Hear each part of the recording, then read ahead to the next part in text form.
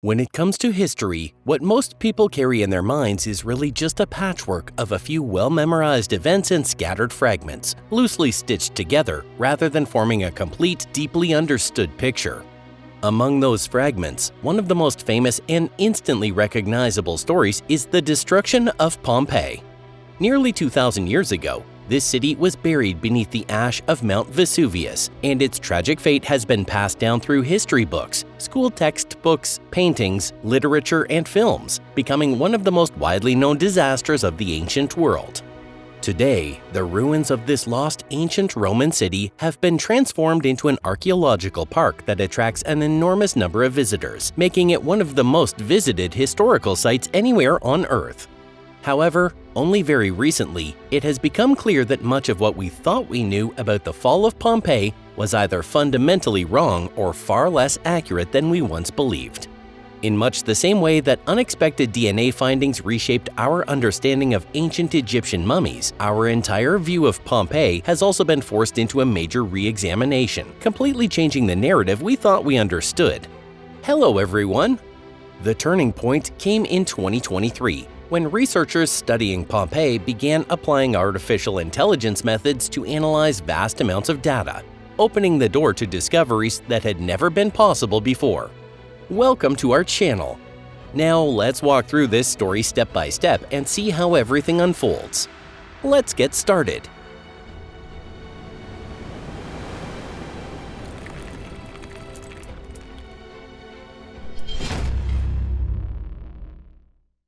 A brief history of Pompeii's destruction. Today, Pompeii has come to stand as a powerful symbol of just how fragile human life can be when faced with the overwhelming forces of nature.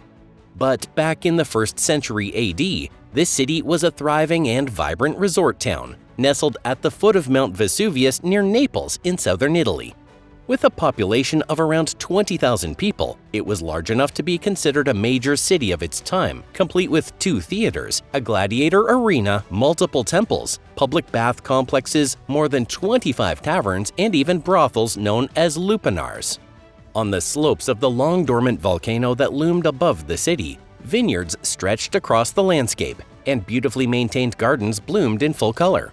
At first glance, there seemed to be no sign at all that a terrible disaster was quietly approaching. It is true that 17 years before the city's destruction, in 62 AD, a massive earthquake struck the region, causing many buildings to collapse. The event was recorded at the time, yet no one connected it to the nearby volcano, and before long, it had faded from people's memories. People also ignored other warning signs, such as springs running dry, strange rumbling sounds rising from beneath the ground, and even small bursts of ash coming from the crater itself. The volcano, however, had no intention of overlooking humanity's indifference. Based on the letters of Pliny the Younger, the eruption was long believed to have taken place on August 24, 79 AD, but more recent archaeological evidence suggests it may have actually occurred in October of that same year. From the crater, a colossal eruption burst forth, almost like the cork being violently blown out of a champagne bottle. Except instead of champagne, it was a towering column of scorching gas, filled with volcanic ash and pumice stones about an inch in diameter, rising nearly 20 miles into the sky. All of this material then rained down relentlessly upon Pompeii and the nearby cities of Herculaneum and Stabae. The eruption began around midday and continued for more than a full day without stopping. By the evening of the first day, Pompeii was already buried beneath 13 to nearly 20 feet of ash. Herculaneum, which lay even closer to the mountain, suffered an even worse fate, swallowed under a layer of ash that reached about 65 feet in depth. Even after being struck by a deadly storm of falling stones and pumice in the first phase of the eruption, many residents who remained in the city took shelter inside their homes, closing their doors and hoping to wait it out. But that decision would ultimately prove fatal. After the rain of ash and pumice, pyroclastic flows with temperatures reaching between 570 and 930 degrees Fahrenheit rushed toward the city at speeds of around 60 miles per hour, engulfing everything in their path. Even by rough estimates, at least 2,000 residents of Pompeii lost their lives in the span of that single day. In reality, Archaeologists have uncovered the remains of roughly 1,000 to 1,500 individuals within the ruins. The destruction of such a prosperous city, along with the staggering loss of life, came as a profound shock to the people of Rome. The first rescue operation, organized immediately after the eruption by the Roman Emperor Titus, ended up becoming the last. Beneath ash layers reaching up to nearly 20 feet thick, not even the outlines of buildings could be seen anymore. For some time afterward, the only people drawn to this place were a few survivors and, naturally, looters hoping to dig up whatever buried wealth they could find. Eventually, people began settling in the surrounding region once again, and before long, no one remained who knew the exact location of the buried city. During the Middle Ages, there was almost no interest in ancient ruins at all. The existence of the buried city was first rediscovered in 1599 when the architect Domenico Fontana accidentally uncovered walls decorated with vivid frescoes while working on the construction of a water channel. However, neither he nor the people of his time understood their true value, and the ancient structures were dismissed as nothing more than ordinary ruins and covered back up with earth. It was not until the 18th century, during the Age of Enlightenment, when Europe began rediscovering the cultures of antiquity, that serious attention was finally directed towards this site. In 1748, systematic excavations began here for the first time, ordered by King Charles of Bourbon of Naples. At first, these efforts were closer to treasure hunting than scientific research, but over time, they gradually evolved into more serious and methodical study. A major turning point came in the 1860s when archaeologist Giuseppe Fiorelli introduced a groundbreaking new method. He noticed that there were hollow spaces within the layers of ash, which turned out to be the impressions left behind by decomposed bodies. He then came up with the idea of pouring plaster into those cavities, allowing detailed casts to be created that captured the exact final moments of the victims. In this way, Pompeii became a tragic city frozen in time, preserving the fate of more than 1,000 people in haunting detail. Computed tomography and AI. Until quite recently, research on Pompeii relied on traditional archaeological methods, including excavation, laboratory analysis, painstaking manual restoration of artifacts, and meticulous documentation of every detail. Picture that familiar scene, archaeologists carefully fitting together fragments of mosaics and wall paintings, almost like assembling an incredibly complex puzzle piece by piece.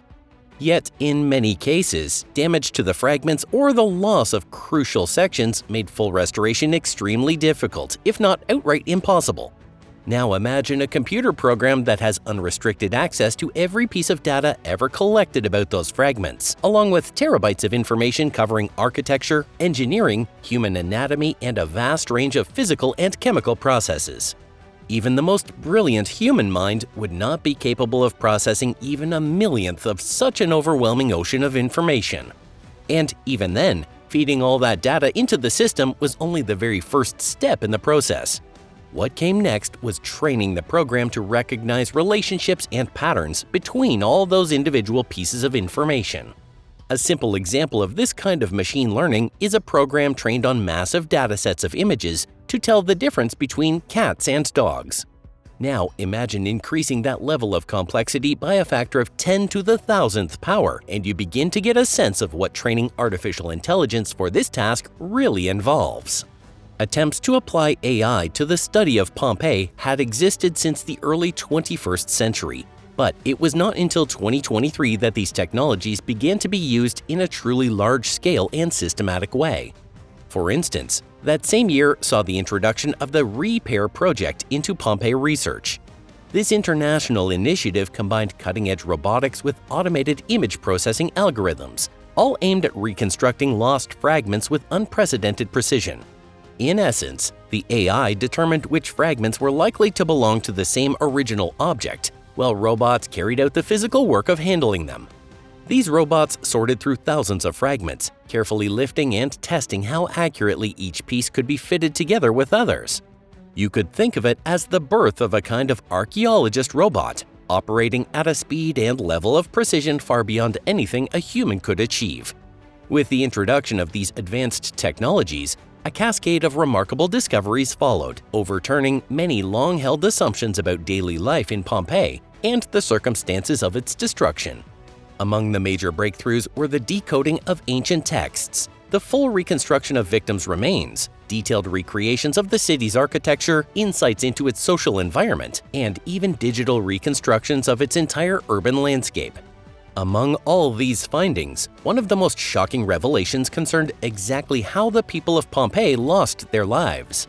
Thanks to the latest computed tomography scans, researchers were able to examine the bones inside the plaster casts without damaging them in any way. What those scans revealed was so horrific and deeply disturbing that it sparked serious ethical debates within the academic community about whether such details should even be made public. Even so, let's take a closer look at some of those findings. Deciphering burned documents. At first glance, the effort to restore text from manuscripts that appear so badly damaged as to be beyond any hope of recovery might seem less dramatic compared to other shocking discoveries. Yet, in reality, it stands as one of the most important breakthroughs made possible by AI. Hundreds of papyrus scrolls discovered in Pompeii and the neighboring city of Herculaneum had long been considered impossible to restore or read in any meaningful way. Buried beneath scorching ash for nearly 2,000 years, these scrolls had become so fragile that even the slightest touch would cause them to crumble into dust, making the idea of unrolling them and reading their contents seem completely out of the question for researchers. And yet, by combining artificial intelligence with cutting-edge tomography techniques, it has become possible to quite literally look inside these scrolls without ever opening them. The restoration process works as follows. First, tomography and X-ray imaging are used to capture the internal layered structure of the papyrus as detailed three-dimensional images, after which AI-driven algorithms take over the analysis. The AI examines the data, identifying exactly where ink is present within the papyrus and determining how those traces form individual characters and written text. Through this two-step approach, researchers have finally been able to read coherent sections of the text. Unbelievable!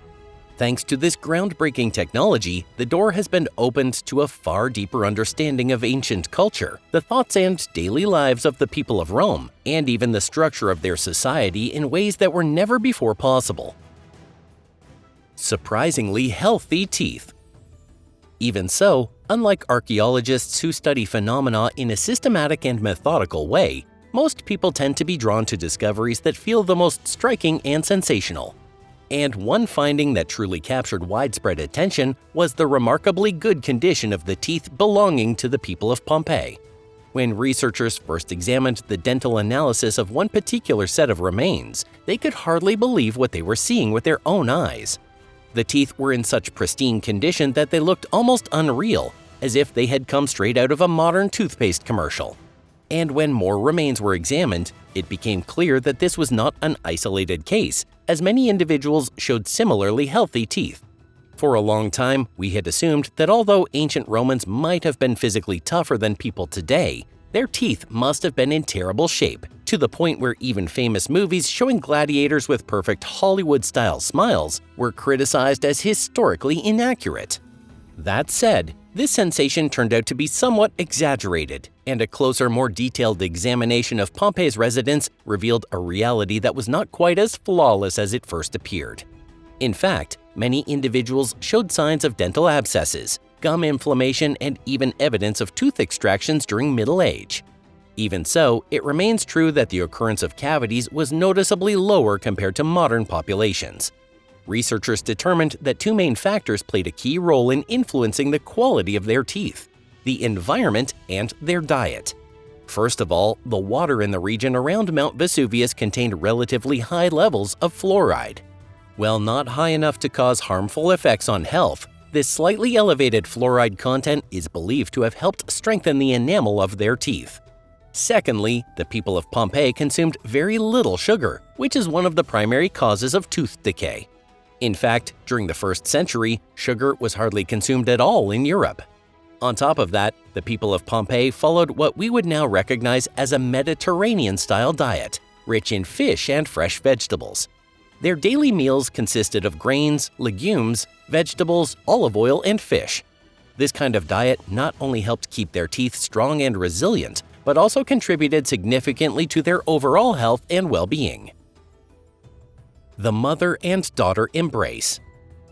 In many cases, advances in DNA analysis, osteological research, and the wide-ranging use of AI have forced researchers to fundamentally rethink their understanding of what actually happened in Pompeii.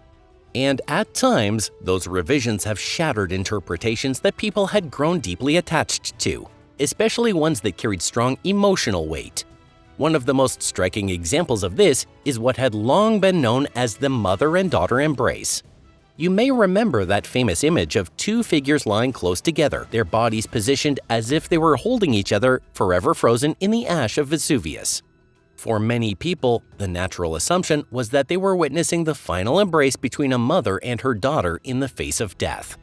However, recent analysis has completely transformed both the image and the story behind this deeply moving interpretation. What modern, unsentimental science revealed is that at least one of the two individuals locked in that internal embrace was actually male.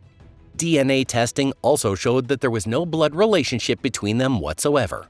At this point, all we can do is imagine what kind of relationship they might have shared in life, whether they were friends, lovers, acquaintances who happened to be there together, or simply strangers brought together by chance in their final moments. Similarly, new findings have disappointed some researchers when it comes to the well-known figure often interpreted as a pregnant woman who appears as if she's trying to protect an unborn child even in her final moment. This figure as well is now highly likely to have been male, curled up in a defensive posture as he braced himself for the next wave of the natural catastrophe.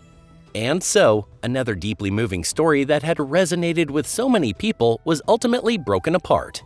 Of course, trying to compare the value of one human life to another is inherently illogical and even cruel, but that's not a discussion we need to step into here. Ironically, this discovery might seem, at first glance, to offer a kind of relief. After all, if there was no pregnant woman, then that particular tragic death never occurred. And yet, instead of feeling comforted, many people found themselves disappointed by this revelation. What mattered more to them was the image they had projected onto these figures, and the emotional experience of confronting grief and regret through that imagined story. I guess that's just how people are. What actually caused the deaths of Pompeii's residents? Modern research methods, including CT scanning and AI-driven data analysis, have finally provided clear answers to this critical and long-debated question. For a very long time, the prevailing theory held that most of Pompeii's residents died from suffocation. It was generally accepted that while some people may have been killed in the streets by falling stones or pumice, the majority had taken shelter inside buildings and later suffocated beneath several yards of accumulating ash. However, the latest research reveals that the reality of their deaths was far more terrifying than earlier explanations suggested. The temperature of the pyroclastic flows and the gases that accompanied them reached between about 570 and 930 degrees Fahrenheit. These superheated gases penetrated every possible opening in buildings, seeping through even the smallest gaps. Even with doors tightly shut, there was simply no way to escape them. The actual cause of death was not the slow suffocation that had long been assumed, but an almost instantaneous destruction of the respiratory system caused by extreme heat shock and scorching gases. This also helps explain the distinctive postures seen in many of the bodies, which can sometimes appear strange or even loaded with meaning at first glance.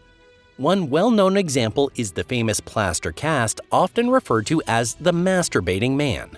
A popular interpretation once suggested that, as the world collapsed around him in fire and ash, he had decided to enjoy one final moment of pleasure before disappearing forever. In reality, studies have shown that this posture is the result of the pugilistic posture, also known as the boxer's pose, a heat-induced contraction of the body. The muscles contract violently, causing the limbs to bend and the hands to clench into tight fists. In other words, the position of the hands in this case is simply a physiological reaction, not an intentional action. In addition, many victims showed evidence of head trauma and fractures in their limbs. Broken arms in particular appear with notable frequency. It seems that people instinctively raised their arms in front of themselves, trying to shield their bodies from the intense heat and from collapsing walls or falling debris. In fact, it has been confirmed that the weight of the volcanic material caused many roofs in Pompeii to collapse. New data has also changed how researchers interpret signs of heat damage observed in some skulls. These features were once believed to be the result of fire, but the reality turned out to be even more disturbing. According to the latest studies, the characteristic darkening of certain skulls was caused by extreme heat shock, with brain tissue inside explosively vaporizing. Interestingly, similar debates about the effects of extreme heat have also arisen in studies of remains found in the neighboring city of Herculaneum. The question of how people died in Pompeii is closely tied to the collapse of another long-standing assumption. That assumption was the idea that those who perished were mostly the ones who could not escape in time, such as the elderly, the enslaved, or the sick. However, digital analysis of skeletal remains has shown that this common belief is not accurate. Current data indicates that the largest group of victims fell between the ages of 20 and 40. There were also many teenagers among the dead, and children made up roughly 15 to 20% of the victims. In contrast, the proportion of elderly individuals was relatively low. As a result, the overall picture of the disaster has been fundamentally reshaped.